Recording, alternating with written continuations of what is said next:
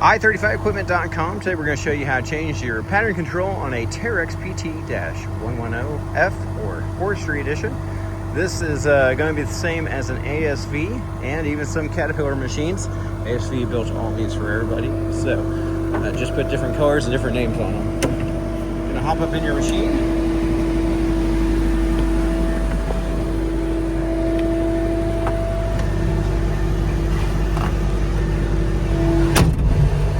We've already got ours running.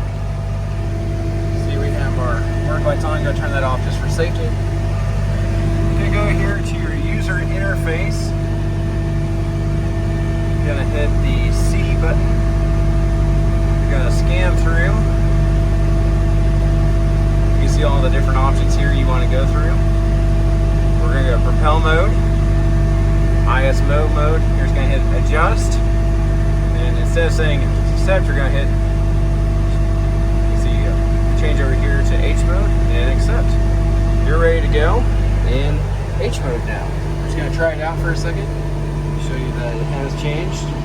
Oh, got a parking brake on. Turn that off. This now does the left track, or right track. This does the left track, and then the left and right functions of both are going to control your bucket. I personally like ISO, so we're just going to go back up here, hit the check mark. Instead of accepting, we're going to go to ISO, accept it, get out of all this screen and go back to our home screen. And now you're going to see that this is going to be all joystick, or tracking for joystick tracking.